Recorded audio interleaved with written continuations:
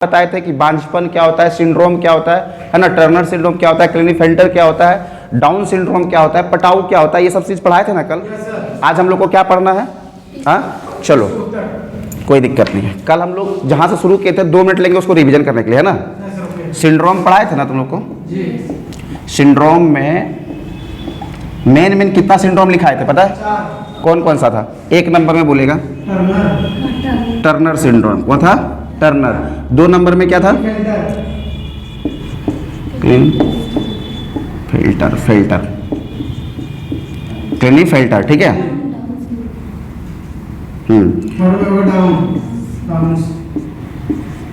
Downs. और 4th में हम लोग पढ़े थे पटाऊ के बारे में, पटाऊ सिंड्रोम, है ना। ये सब सिंड्रोम क्या है? एक तरह से क्या है? बीमारी है। वो रिलेटेड किससे? क्रोमोसोम से रिलेटेड है, ठीक है। जब क्रोमोसोम का टोटल संख्या हमारे अंदर 46 होता है, कितना होता है? 46। इसमें कमी या बढ़ोतरी, ठीक है, वृद्धि या कमी को ही हम लोग सिंड्रोम कहते हैं, ठीक है। सिंड्रोम का मतलब या तो वृद्धि या तो कमी, ठीक है, समझ में आ रहा ना। ये नहीं कि कमी को सिंड्रोम कहते हैं और वृद्धि को कुछ और कहते हैं, ऐसा कुछ नहीं है। क्रोमोसोम जो 46 है इसमें कमी या वृद्धि को ही क्या कहते हैं? सिंड्रोम कहते हैं। कहीं कोई दिक्कत है? जैसे तुमको बताए थे कि ये टर्नर सिंड्रोम जो होता है बेसिकली किस में होता है? महिलाओं में पाया जाता है, ठीक है। इसका लक्षण किस में दिखाता है? महिलाओं में। इसमें क्रोमोसोम का संख्या कितना हो जाता है? 45, ठीक है।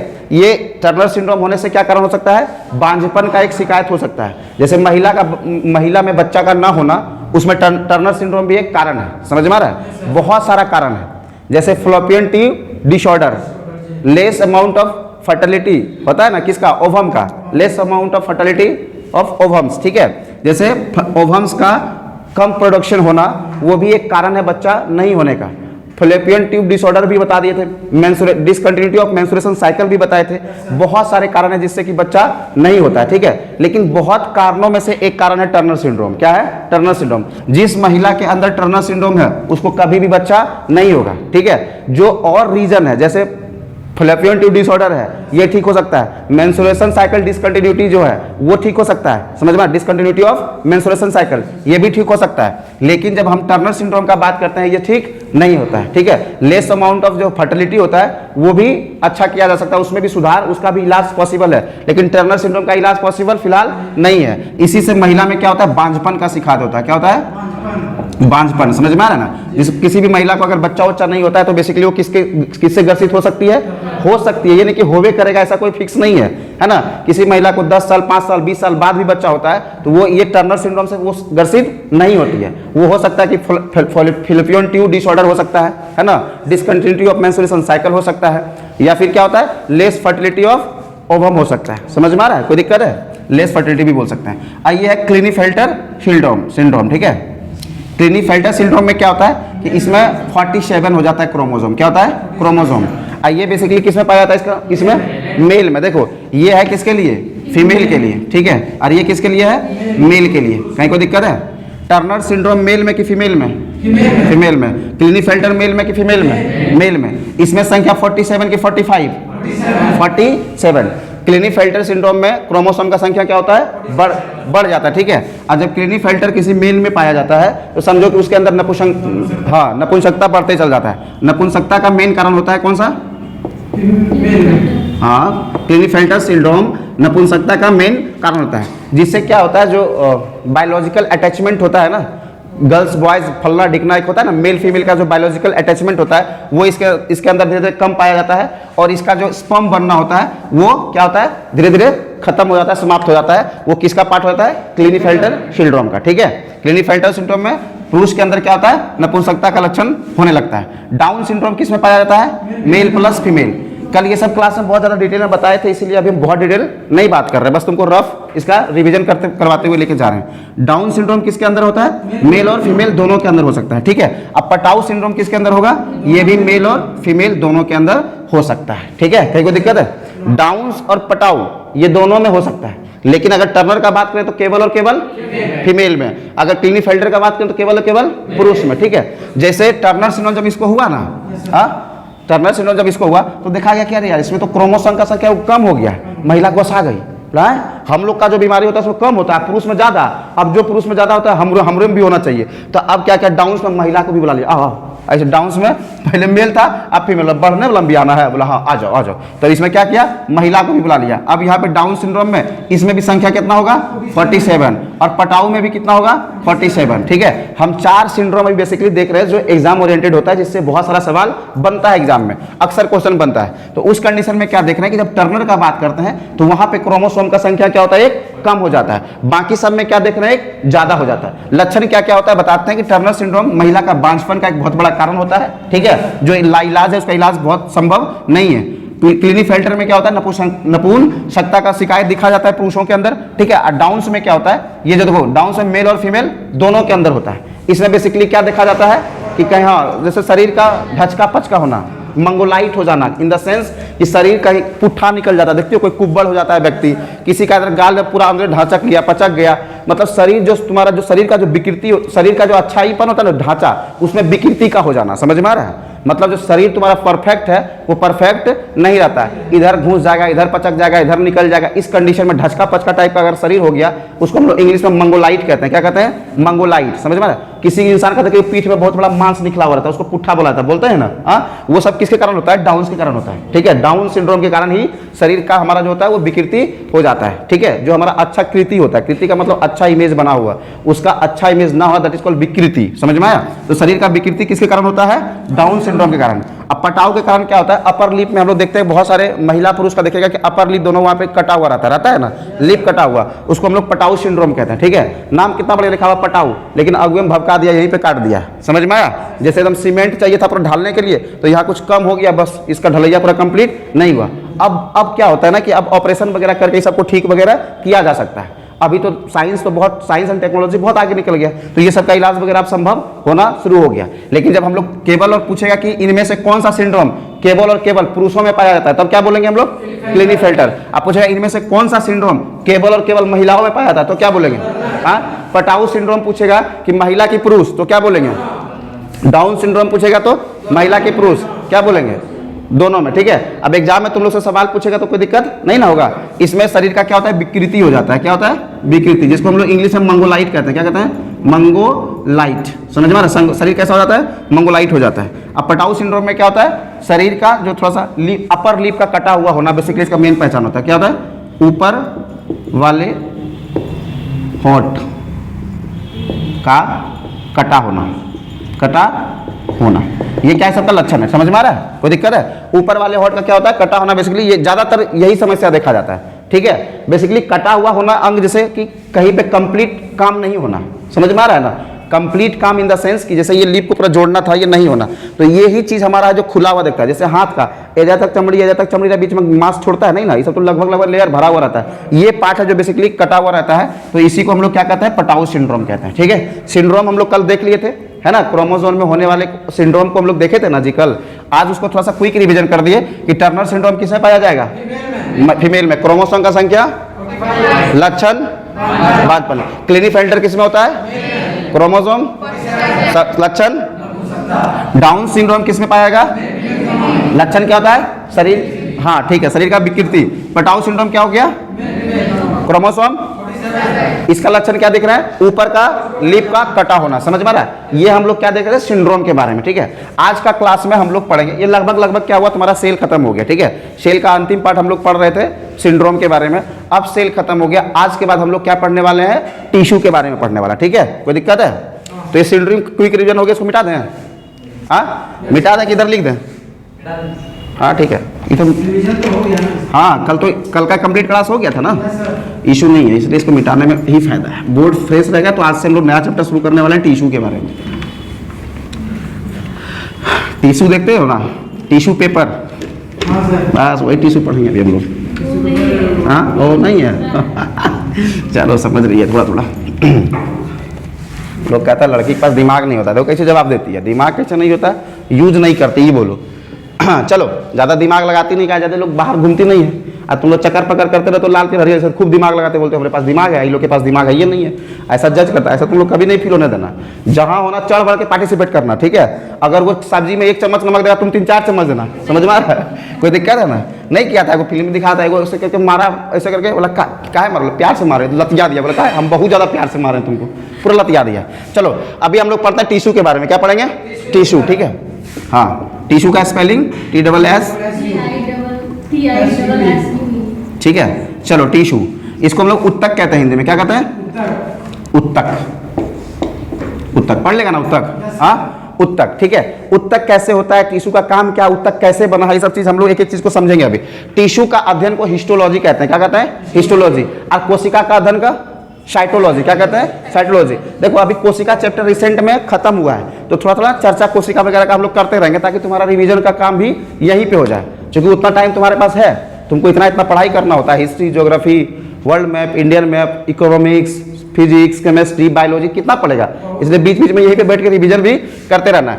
टिश्यू को हम लोग हिंदी में क्या कहते हैं, उत्तक, ठीक है। ये जो टिश्यू होता क्या है बताओ, टिश्यू क्या होता है, जो कोशिका होता है ना, हाँ, बहुत सारे कोशिका मिलकर एक टिश्यू का निर्माण करता है, क्या करता है, बहुत सारे कोशिका मिलकर एक क्या करता है, टिश्यू का निर्माण करता है। देखो टिश्यू का निर्माण कैसे होता है, कोशिका से होता है, क्या होता है, कोशिका से किसका निर्माण होता है, टिश्यू का। टिश्यू को हम लोग क्या बोलते हैं, उत्तक, उत्तक। अब बहुत सारा उत्तक मिलकर क्या करेगा, अंग का निर्माण करेगा, क्या करेगा, अंग। और बहुत सारा अंग मिलकर क्या करेगा, एक शरीर का निर्माण करेगा, क्या करेगा, शरीर का निर्माण करेगा। समझ में आ रहा है। देखो हमारे शरीर क्या है, लाखों अरबों किससे बना हुआ है, कोशिका से बना हुआ है। और छोटे छोटे कोशिका मिलकर क्या चीज बना देता है, उत्तक। और छोटा छोटा उत्तक, बहुत सारा उत्तक मिलकर क्या बनता है, अंग। अब बहुत सारा अंग मिलता है तो क्या बनता है, शरीर। समझ में आ रहा है ना। जैसे कि हम लोग देखते हैं ना कि सबसे पहले लेते हैं घर बनाने के लिए क्या, ईंट। छोटा छोटा ईंट से क्या बनता है, दीवार, क्या होता है, दीवार। और 4 गो दीवार घेर देंगे तो क्या बन जाएगा, कमरा, क्या बन जाएगा, कमरा। अकबकाओ नहीं, कमरा 4-5 गो बन जाएगा तो क्या बन जाएगा, घर, ठीक है। समझ में आ रहा ना। तो हमारा शरीर जैसे होता है ना, वैसे ही क्या है यहाँ पे, हाँ वैसे ही घर, जैसे घर होता है वैसे ही हमारा शरीर है। जैसे देखो बहुत सारा अंग मिलके क्या करता है, देखो छोटा छोटा ईंट मिलके क्या करता है, दीवार। छोटा छोटा कोशिका मिलके क्या करता है, उत्तक का निर्माण। चार गो उत्तक मिलके क्या करेगा, अंग का निर्माण। कहने का मतलब 4 दीवार मिलके क्या करेगा, एक कमरा का निर्माण। उसी तरह कुछ उत्तक मिलके क्या करेगा, एक अंग का निर्माण। और जब 4-5 को कमरा को बना देंगे तो क्या बन जाएगा, घर बन जाएगा। उसी तरह कुछ अंग जब बहुत सारे अंग जब आ जाएगा तो क्या बन जाएगा, शरीर, ठीक है। जैसे शरीर बहुत सारे अंग से मिलके बना हुआ है, अंग बहुत सारे उत्तक से मिलके बना हुआ है, और उत्तक बहुत सारे कोशिका से मिलके बना हुआ है। उसी तरह बहुत सारे ईंट से मिलके दीवार बना हुआ है, बहुत सारे दीवार से मिलके कमरा बना हुआ है। अब बहुत सारा कमरा होता है तो उसको घर कह देते हैं, ठीक है। एक कमरा को घर कहते हैं, नहीं कहते हैं, समझ लो। ये समझ में आ रहा है, कॉन्सेप्ट समझ में आया, कोई दिक्कत है। ये क्या है, कोशिका। ये क्या है, छोटा छोटा कोशिका मिलके, बहुत सारे कोशिका मिलेगा तो क्या बनेगा, अब बहुत सारा उत्तक मिलेगा तो क्या बनेगा, अंग। अंग में समझते हो ना, किडनी, गुर्दा, ये सब हमारा शरीर का क्या है, अंग है, ठीक है। वो किससे बना हुआ है, उत्तक से बना हुआ है, ठीक है। जब हम उत्तक अभी पढ़ना शुरू कर ही दिए तो समझेंगे उत्तक कितने प्रकार का होता है। कितना प्रकार का होता है, उत्तक कितना प्रकार का होता है, 4 प्रकार का। कौन कौन सा प्रकार होता है, बोलता है, कैसे बोलता है, तुम लोग नहीं पढ़ती है, देखो कैसे पढ़ रही है, बोलो फटाफट जवाब दो उधर से। तुम लोग भी जवाब देके अपना प्रेजेंटेशन दिखाओ कि सर हम लोग को भी आता है। उत्तक कितना प्रकार का होता है, 4 प्रकार का। कितना प्रकार का, 4 प्रकार का, ठीक है। देखो यहाँ पे हम लोग देखेंगे, ठीक है। एक होता है मस्कुलर टिश्यू, क्या होता है, मस्कुलर टिश्यू, ठीक है, जिसको हम लोग क्या बोलते हैं, हाँ पेशीय उत्तक, क्या कहते हैं, पेशीय उत्तक, ठीक है। कहीं को दिक्कत है, मस्कुलर टिश्यू को क्या बोलते हैं, पेशीय उत्तक। एक होता है न्यूरॉन टिश्यू, क्या होता है, न्यूरॉन, जिसको हम लोग क्या बोलते हैं, हाँ तंत्रिका उत्तक, ठीक है। एक होता है संयोजी टिश्यू, क्या होता है, संयोजी, संयोजी उत्तक, संयोजी उत्तक। एक क्या होगा, एडिपोज, उसको इंग्लिश में बोलते हैं, क्या बोलते हैं, एडिपोज। उप संयोजी उत्तक, क्या होता है, उप संयोजी उत्तक। देखो इधर तुम लोग नहीं पढ़ पाता होगा, कोई दिक्कत नहीं है ना, स्पेस थोड़ा सा उधर कम मिला है। खैर समझ में आ रहा है। देखो टिश्यू हम लोग कितने प्रकार से पढ़ रहे हैं, 4 प्रकार से। पहला कौन सा आता है, पेशीय उत्तक, दूसरा में तंत्रिका, तीसरा में संयोजी, और चौथा में उपसंयोजी ऊतक, ठीक है। उपसंयोजी ऊतक क्या होता है? संयोजी ऊतक का एग्जाम्पल क्या है? तंत्रिका ऊतक हम लोग किसको कहते हैं? हर एक चीज को बारीकी से समझना है, ठीक है। कहा है कि टिश्यू से एक क्वेश्चन बनता है, पूछता है ना, ये वाला हमारा जो शरीर का मांसपेशी है वो कैसा ऊतक से बना हुआ है? हाँ, कैसा? पेशीय ऊतक से बना हुआ, ठीक है। देखो यहाँ पे एक चीज, ये जो पेशीय ऊतक है ना, इसका ये किस बेसिकली हमारा शरीर का किससे बना होता है? मांसपेशी से बना होता है। क्या होता है? मांसपेशी, ठीक है। मांसपेशी, देखो पेशी लगा हुआ है ना, तो पेशी से क्या बन जाएगा? पेशीय, ठीक है। पेशी से पेशीय ऊतक, ठीक है। मांसपेशी किससे बना हुआ है? पेशी, है ना, पेशीय ऊतक से। डोंट बी एक्साइटेड, बोर्ड पे एकदम ध्यान दो, है ना, नहीं तो सुरेंद्र का दूसरा रूप तुम्ही को घोषित कर देंगे हम। अभी सुरेंद्र शांत नहीं रहना है, तुम शांत रहेगा तो समझ रहे हो, ये ध्यान रखना सुरेंद्र, तुम्हारा शांत होना समझ जाओ, ये आंधी तूफान का इंडिकेशन है, तो शांत नहीं रहो। कल इसको गुस्सा दिलाता है बेचारा, गुस्सा दिलाता शांत हो जाता है ना।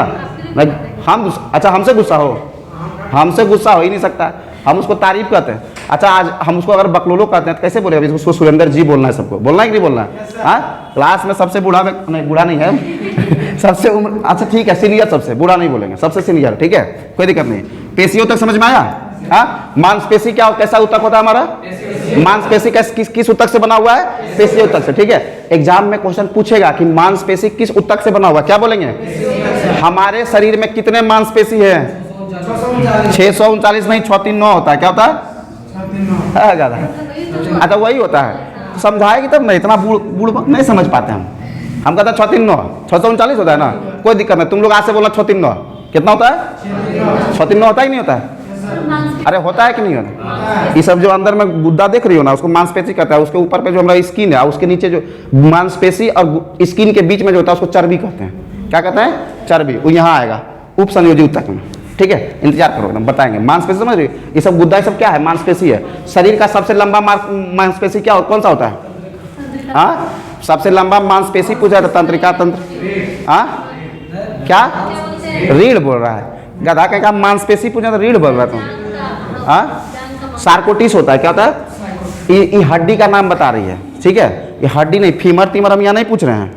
हमारा क्वेश्चन है कि शरीर का सबसे लंबा मांसपेशी, शरीर का सबसे लंबा हड्डी पूछेंगे तब तो लोग फीमर बोलना, कोई दिक्कत नहीं है। मांसपेशी पूछ रहे हैं ना, ये वाला पूछ रहे हैं मांसपेशी, ठीक है। तो मांसपेशी सबसे लंबा क्या होता है? सार्कोटिस। अब तुमसे बोला कि सबसे बड़ा मांसपेशी क्या होता है, तो ग्लूटिमस मैक्सिमस, है ना, ग्लूटिमस मैक्सिमस। बड़ा मतलब लंबा, दोनों मतलब समझते हो?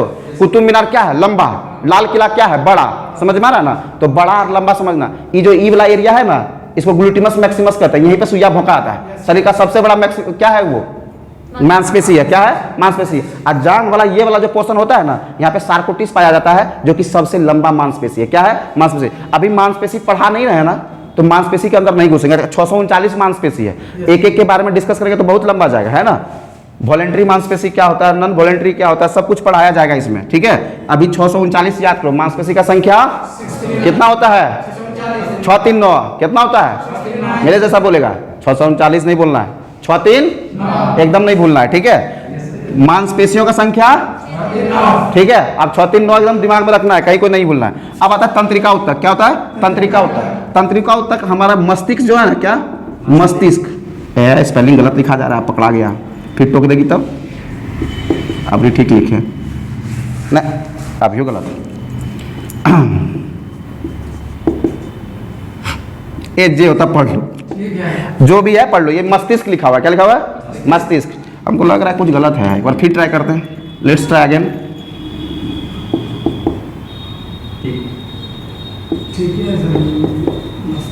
ठीक है, पढ़ लेना। ये मस्तिष्क लिखा हुआ। क्या लिखा हुआ है? तंत्रिका जो ऊतक होता है, हमारा शरीर उस कौन सा अंग बना हुआ है उससे? मस्तिष्क, ठीक है। मस्तिष्क किस ऊतक से बना हुआ है? ऊतक माने टिश्यू, समझ रहे हैं ना। टिश्यू माने ऊतक, इंग्लिश और हिंदी दोनों है, तो कंफ्यूजियाना बिल्कुल नहीं है। हमारा जो मस्तिष्क है, ये कौन सा टिश्यू से बना हुआ है? तंत्रिका। उसको इंग्लिश में न्यूरॉन बोलते हैं, ध्यान रखना। तो कहीं ऑप्शन में इंग्लिश हिंदी देगा, कंफ्यूजियाना नहीं है, समझ में आ रहा है ना। तंत्रिका को इंग्लिश में क्या कहते हैं? न्यूरॉन, ठीक है। तो हमारा जो ब्रेन बना हुआ है वो किससे बना हुआ है? न्यूरॉन टिश्यू से, ठीक है। हिंदी में बोलेंगे तो तंत्रिका ऊतक, इंग्लिश में बोलेंगे तो न्यूरॉन टिश्यू। इसको मस्तिष्क बोलते हैं, इसी को क्या बोलेंगे इंग्लिश में? ब्रेन, ठीक है। तो ब्रेन हमारा किससे बना हुआ है? न्यूरॉन टिश्यू से। आज अगर हम मस्तिष्क पूछेंगे तो किससे बना हुआ है? तंत्रिका उत्तक। मैंने इंग्लिश और हिंदी इसमें कोई फर्क नहीं है, बुझा रहा ना बात को? हाँ चलो, अब आता है संयोजी उत्तक। क्या आते हैं? संयोजी उत्तक। संयोजी उत्तक जो होता है ना हमारा, बेसिकली खून देखता है, खून किसका किसका खून खोल रहा है। खून हमारा संयोजी उत्तक है। क्या है? संयोजी उत्तक। खून किस प्रकार का उत्तक है? संयोजी उत्तक का अंग है। क्या है? संयोजी उत्तक। खून होता है संयोजी उत्तक। क्या होता है? यहाँ पे लिख दें, संयोजी उत्तक यहाँ पे लिख देते हैं, समझो, संयोजी उत्तक। ठीक है, उत्तक ब्लड यानी खून। कैसा उत्तक है?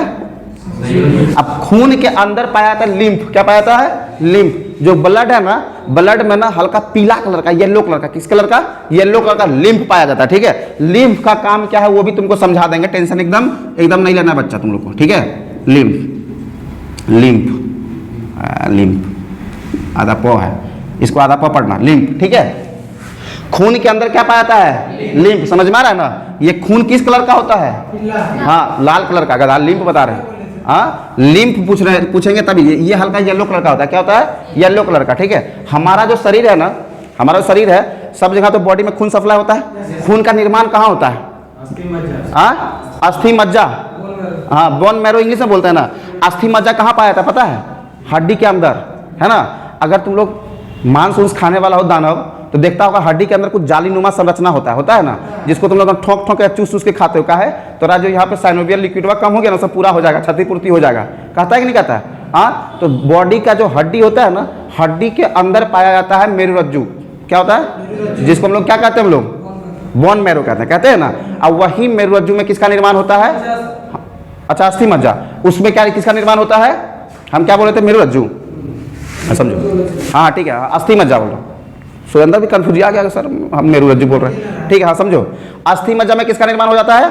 ब्लड का। ठीक है, अब वो जो जालीनुमा संरचना हड्डी में देखता है ना, वही उसमें पाया जाता है अस्थि मज्जा। समझ में आया? और उसी में किसका निर्माण होता है?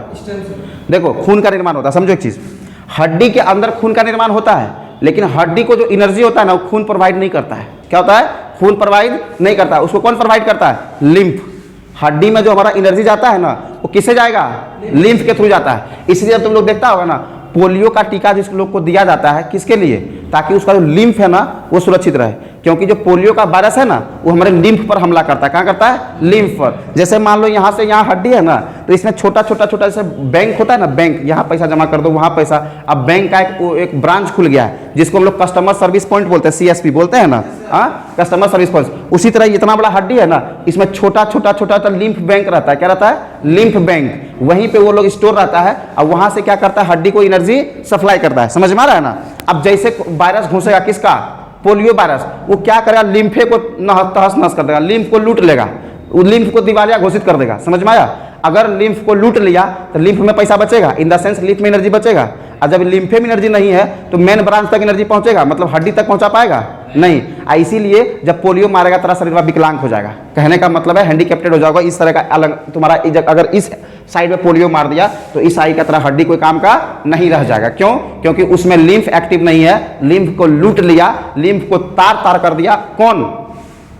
Polio virus. समझ में आ रहा है? पोलियो का जो वायरस होता है वो क्या करता है? लिम्फ पर ही हमला करता है। ठीक है, समझ में आ रहा है ना बाबू? हाँ, हमारा हड्डी को किससे एनर्जी मिलता है? लिम्फ से। ध्यान रखना, लिम्फ किसे पाया जाता है? खून में। समझ में आ रहा है ना? कलर कैसा होता है? हल्का येलो टाइप का। ठीक है, तो तुमसे कभी भी समझ पूछेगा कि जो हमारा हड्डी है उसको ऊर्जा कहाँ से प्राप्त होता है, तो क्या बोलेंगे? लिम्फ के थ्रू। ठीक है, और जो पोलियो का जो वायरस होता है वो किस पर हमला करता है? लिम्फ पर। इसी को लूटता है, इसी को तार तार करता है, बस हमारा हड्डी इधर का विकलांग हो जाता है। जिस एरिया में पोलियो अटैक किया, इन द सेंस जिस एरिया में पोलियो वायरस एंट्री मारा, उस एरिया का तरह लिम्फ को क्या करेगा? समाप्त कर देगा। समझ में? और जब लिम्फे नहीं रहेगा तो कोई उपाय है हड्डी के लिए?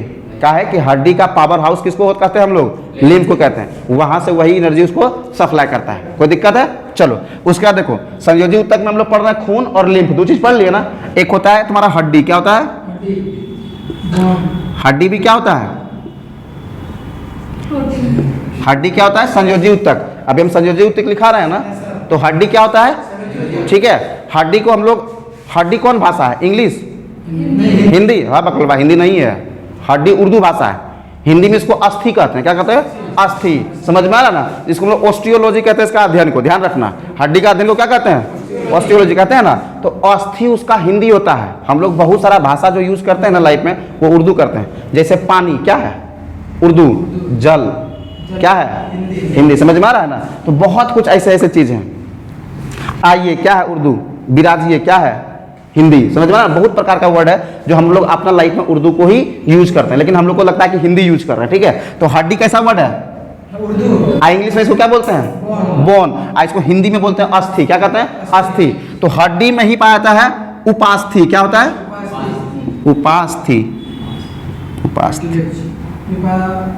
अस्थि पढ़ लेना। ये उपास्थि लिखा हुआ है, क्या लिखा हुआ है उपास्थि, ठीक है। देखो ये अस्थि होता है ना, ऐसे में उप लग जाएगा तो उपास्थि हो जाएगा, उपास्थि हो जाएगा ना। अरे उपास्थि होगा कि नहीं होगा। जिसको हम लोग इंग्लिश में क्या बोलते हैं कार्टिलेज बोलते हैं ना, कार्टिलेज। जैसे ये सब क्या है कार्टिलेज है। कान का हड्डी क्या होता है उपास्थि होता है ना जी। इसको इंग्लिश में क्या बोलते हैं कार्टिलेज, क्या बोलते हैं कार्टिलेज। तो बोन में क्या पाया जाता है कार्टिलेज। ब्लड में क्या पाया जाता है लिम्फ। कंपैरिजन करना। अब दोनों कैसा उत्तक है संयोजी उत्तक, समझ में आ रहा है ना। ब्लड में क्या पाया जाता है लिम्फ, और हड्डी में क्या पाया जाएगा उपास्थि, जिसको इंग्लिश में क्या बोलते हैं कार्टिलेज। और कार्टिलेज क्या होता है समझो। कौन कौन लेग पीस खाना पसंद करता है चिकन का लेग पीस खाती हो ना, खाता रे, हाथ उठाओ। एकदम ये तो ऐसा लग रहा है एकदम मन क्लास में एक्टिव रहो, समझा देते हैं। जितना मजाक करते हो उतना पीटते भी है। तेरे लिए गजनी वाला डंडा यही है, इसको भूलना मत। ये स्पेशली तुम्हें सुधारने के लिए रखा गया है, ठीक है।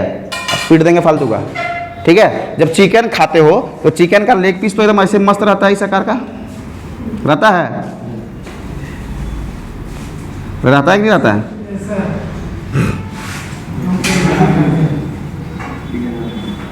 लेग पीस है चिकन का लग रहा है। इबला थुथुरवा तुम लोग चूर के खाते हो कि नहीं खाते हो।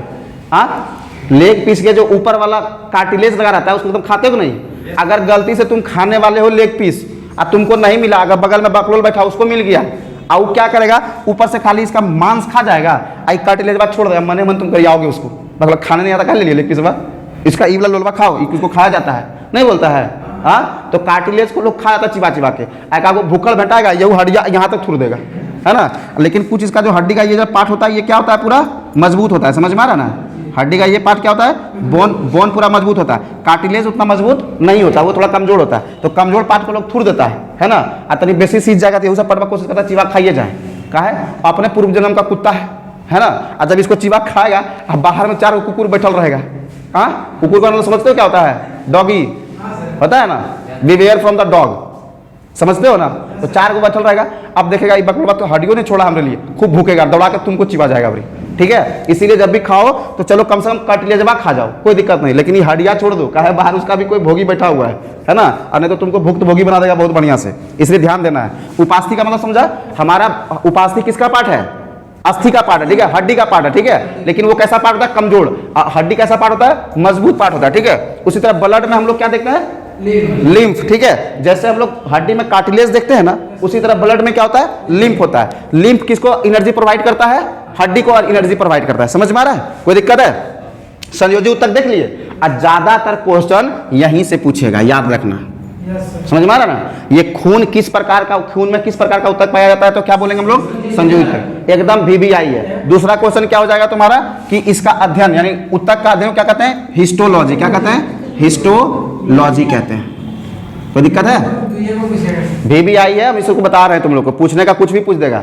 अगर महराजू से लड़ के आएगा तो कुछ भी पूछ देगा, समझ में आ रहा है। 6-3-9 भी पूछता है, ठीक है, 6-3-9 भी पूछता है, कोई दिक्कत नहीं है। उसका जो मन करेगा पूछ लेंगे। हमारे पास फाउंडेशन का मतलब क्या होता है तुम्हारे पास कंप्लीट नॉलेज है, अब उसको जहां से मन करेगा वहां से पूछे। अगर एगो तुम घर में इमली का गाछ रोप दिया तो तुम्हारे घर में खाली इमलियन फरेगा, जहां तोड़ना तोड़ो इमली टूटेगा, यही ना बोलेगा इमली का बगान है ना।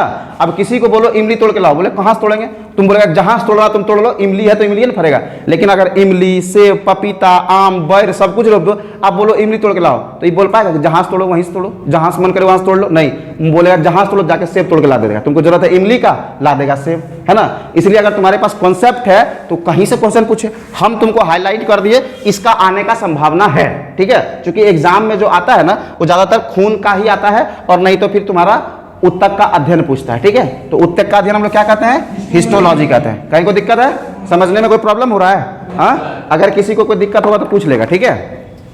प्रॉब्लम है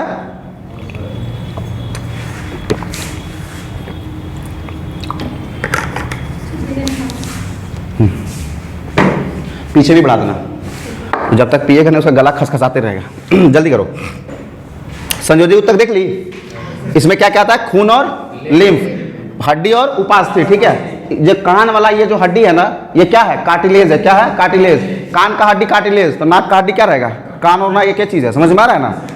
इसका जब कार्टिलेज है तो यहाँ वाला भी हड्डी क्या होता है, कार्टिलेज, ठीक है। कार्टिलेज हड्डी मजबूत होता है कि कमजोर, कार्टिलेज को तुम लोग खा सकते हो ना, तो किसी का कान मत खा जाना, खाने वाला कार्टिलेज को खाना, समझ में आया। इन्हें किसी कार्टिलेज बोले खा सकते हैं, किसी कान नोच लेंगे, कहा आप ही बताएं, कार्टिलेज खा सकते हैं, और कान में कार्टिलेज है, किसी का कान काटना, कोई सूखने का नाक काट लेना, तुम लोग ये सब काम नहीं करना, ठीक है। जहाँ का कार्टिलेज खाना है वहीं का कार्टिलेज खाना, ठीक है। हम तो कहते हैं छोड़िए तो सब बन जाओ गायत्री परिवार ला, तुम जय जय बोले करते रहो बैठ के।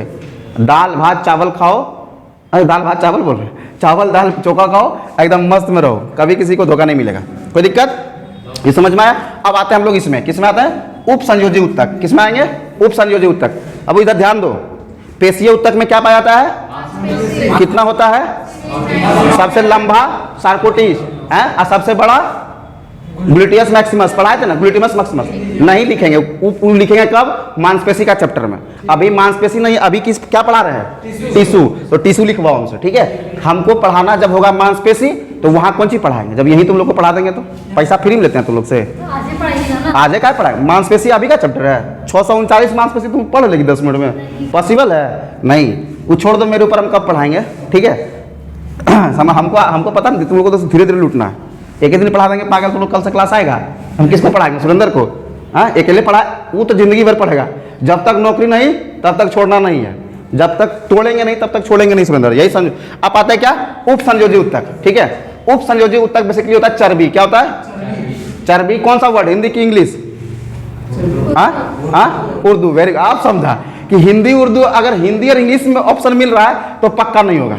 अब किसी दिन तुम लोग कौवा उड़, मैना उड़, हाथियों उड़वाइए देंगे एक दिन, समझ में आना, ठीक है। तो उप संयोजी ऊतक के अंदर का जब हम लोग पढ़ते हैं तो बेसिकली किसके बारे में डिस्कस करते हैं हम लोग, चर्बी के बारे में। किसके बारे में, चर्बी, ठीक है। चर्बी समझते हो क्या होता है, चर्बी तो हम लोग ऐसे बोलते हैं, इंग्लिश में उसको बोलता है फैट, क्या बोलता है, फैट, और हिंदी में उसको बोलता है वसा, क्या बोलते हैं, अरे एक्स्ट्रा फैट नहीं बोलते, फैट का मतलब वसा होता है, एक्स्ट्रा फैट का मतलब वसा नहीं होता है।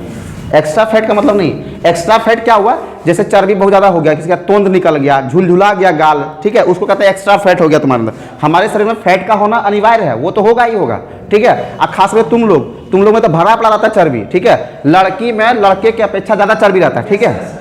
अगर लड़की 80 किलो का ही अगर हो गई तो जेसीबी दिखेगी, अगर लड़का 80 किलो का है कोई ज्यादा फर्क नहीं पड़ेगा। तुमको देखो कैसा लगता है, दुबल पाता सुखल जैसा सुरेंद्र, इसका वजन करवा 70+ होगा, हाँ ऐसा देखो कैसे, थोड़ा हेल्दी लग रही है ना देखने में, इसको खड़ा करो 55 किलो वेट होगा, इससे ज्यादा नहीं होगा, है ना। लड़की क्या है, रुई, लड़का क्या है, लोहा। 1 किलो लोहा होल्ड, 1 किलो लोहा ज्यादा क्षेत्रफल घेरेगा कि 1 किलो रुई, हाँ रुई घेरेगा ना, तो लड़की ज्यादा क्षेत्रफल घेरती है, हल्का होती है, उसमें चर्बी का मात्रा ज्यादा होता है। चर्बी कैसा होता है, हल्का होता है, ठीक है। और लड़का में चर्बी थोड़ा कम होता है। जैसे हमारा एग्जांपल छोड़ दो, मेरे अंदर थोड़ा चर्बी है, थोड़ा नहीं है, चर्बी है मेरे अंदर, तो हम एग्जांपल बता रहे हैं, फिर भी मेरा वजन अगर 80 किलो हमेशा दिख रहे हैं ना, एग्जांपल के तौर पर अगर 75 से 80 किलो मेरा वजन है तो हम इस तरह दिख रहे हैं ना, और 75 से 80 किलो का अगर लड़की खड़ा कर देंगे, वो पक्का जैसे भी हाथीन लगेगी एकदम देखने, ठीक है। भागोगे 3 कोस दूर तुम उससे, ठीक है। तो लड़की क्या होती है, कहने का मतलब है वो हल्का होता है और क्षेत्रफल ज्यादा घेरता है। इन लोग का बॉडी एकदम हल्का होता है। जैसे लड़का का फाइट तुमको मार देगा अगर सुरेंद्र कोई मुंह पर, तो नाक नक्शा तुम्हारा सुपरेखा जैसा हो जाएगा। अगर लड़की मारेगी तो फूल जैसा लगेगा, कोई दिक्कत नहीं। क्या अब जोर से मारती है, हाँ होता है ना अच्छा बॉडी गर्ल्स का, हाँ वो हम क्या समझा रहे हैं उसको समझो, हम वहां पे लेके जाएंगे। देखो प्रैक्टिस करके आप तुम बॉडी को स्ट्रांग बना लो, है ना। हम बेसिकली जो बायोलॉजिकल नेचर है वो तुमको बता रहे हैं। बायोलॉजिकल नेचर में क्या होता है कि तुम लड़की के अंदर जो चर्बी होता है, जिसको लोग फैट कहते हैं, चर्बी बोलते हैं, तुम लोग नहीं समझता होगा ना। चर्बी आ गया बाबूजी का पैसा खाते खाते, सब डायलॉग सुना है, हाँ आज कुल चर्बी इसका खत्म हो जाएगा, दौड़ खटा इतना खटाएंगे इसको, ये सब सुना है ना। अगर मेहनत करोगे तो बॉडी का चर्बी क्या होता है, थोड़ा हाँ पसीना बन के निकल जाता है, वो गल के निकल जाता है, ठीक है। अगर मेहनत नहीं करोगे, बाबूजी वाला होटल में खाओगे और सुतोगे, एकदम तोंद निकल जाएगा। तोंद का मतलब पेट बाहर फेंक देगा, चर्बी बहुत ज्यादा मात्रा में हो जाएगा, ठीक है। अब देखो लड़की में चर्बी ज्यादा होता है, इसका जीता जागता एग्जांपल देखो, कभी भी नवंबर से लेकर जनवरी फरवरी का बिहार अटेंड कर लो, ठीक है। लड़का कुंकड़ल रहेगा 3 गो जैकेट पहन के, और लड़की इतना हाफ कट ब्लाउज पहन के एकदम फारित रहेगी, इतना ठोर रंगेगी, वो सबको ठंडा लगबे नहीं करता है, लेकिन हाँ ठंडा लगता है। कहाँ बोल दो बर्तन धोने, पानी छुएंगे हम, वहाँ पे बहुत ठंडा है, जाइए आप ही, ठीक है। लड़की को ठंडा बर्तन धोने में तो लगता है, लेकिन पार्टी में कभी ठंडा लगते हुए देखा है? नहीं के बराबर लगता है। जहाँ अच्छा लड़का मैंने 4 गो जैकेट कंबल ओढ़ के बैठल है, वहाँ तुम फाड़ेगी हाफ कट गुलाब पहन के। अब बेचारा कुकड़ल बिहार गया बेचारा 4 गो जैकेट पहनने, आई 3 घंटा लगाई सजने के लिए, 5 मिनट में खाना खा के लौटेगी, 2 घंटा हस्बैंड को आगे पीछे घुमाते रहती है, रुकिए जी नहीं तो सेल्फी लेने दीजिए। 3 घंटा लगाए सजने में, आपको क्या लगा था? तो 6 गो बोरा पहन के आ गए, है ना। अब बेचारा पीछे कुकड़ल रहेगा, चलते रहेगा, और वहाँ लिपस्टिक लगा फाड़ते रहेगी, कोई फर्क नहीं पड़ेगा, उसको ठंडा लगवे नहीं करेगा। है चर्बी हमको ठंडा से बचाता है। क्या करता है? जिसके शरीर में ज्यादा मात्रा में चर्बी होगा उसको ठंडा कम लगेगा, गर्मी बेसी लगेगा। समझ में आ रहा है? कोई दिक्कत है? हाँ, तो बोलेगा पतला आदमी का ना हड्डियों में ठंडा लगता है। क्या है कि उसको डायरेक्ट ठंडा हड्डी तक पहुंच जाता है ना, चर्बिया उसको रोकने के लिए है ये नहीं है, इसलिए डायरेक्ट हड्डियों में लगता है। तो पतला आदमी को ठंडा बेसी और मोटा आदमी को ठंडा कम। रीजन क्यों? क्योंकि मोटा आदमी के बीच में चर्बी यानी एक्स्ट्रा फैट जो तुम बोल रही हो वो ज्यादा हो जाता है। ठीक है, फैट का मतलब ही होता है वसा, हिंदी हुआ वसा, चर्बी हुआ उर्दू, इंग्लिश हुआ फैट। कोई दिक्कत है? अब बसा पूछे, फैट पूछे या चर्बी, तुम लोग कंफ्यूज आएगा? एकदम नहीं कंफ्यूज आना, ठीक है। कोई दिक्कत है? अगर तुमको बोले कि किसके कारण मनुष्य को ठंडा कम लगता है, तब क्या बोलेंगे? आप दे देगा ऑप्शन चर्बी, तब कोई दिक्कत नहीं होगा। इसीलिए बोलते हैं कंप्लीट जानकारी पढ़ो। उपसंयोजी ऊतक में किसको हम लोग लेते हैं? वसा को लेते हैं, फैट को लेते हैं। ठीक है, जैसे फैट जिसके अंदर होता है ना, उतनी ज्यादा सुंदर भी दिखता है, दिखती है। ठीक है, जैसे एग्जाम्पल के तौर पे को अगर हम बात करते हैं आफ्टर 60 ईयर्स, क्या करते हैं? आफ्टर 60 ईयर मनुष्य के अंदर चर्बी का जो मात्रा होता है वो कमने लगता है। ठीक है, इसीलिए शरीर पर देखिए कि झुर्रियां पड़ जाता है, स्किन जो होता है ना ऐसे मुड़ जाता है, स्किन सब क्या होता है? मुड़ जाता है। और जिसके अंदर थोड़ा सा चर्बी रहेगा वो एकदम ग्लो करेगा, कहा एकदम स्किन में एकदम टाइट करके रखा हुआ रहता है। समझ में आ रहा ना?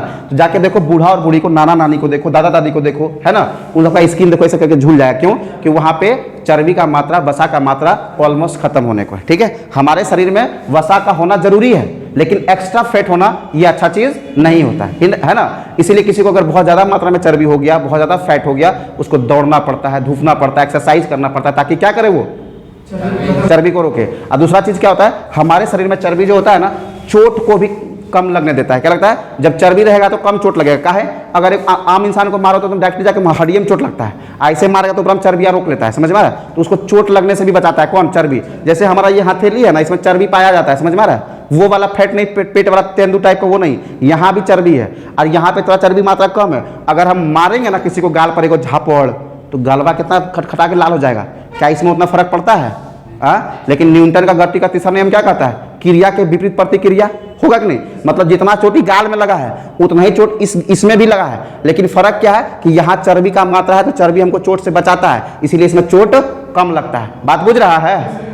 समझ में आ रहा है? तो इस समय चर्बी होता है। चर्बी हमारे शरीर में होना सही चीज है, लेकिन एक्स्ट्रा चर्बी होना सही चीज नहीं है। चलो इधर देखते हैं, सहसंयोजी ऊतक है ना? अच्छा, उपसंयोजी, तो सहसंयोजी भी बोल सकते हैं।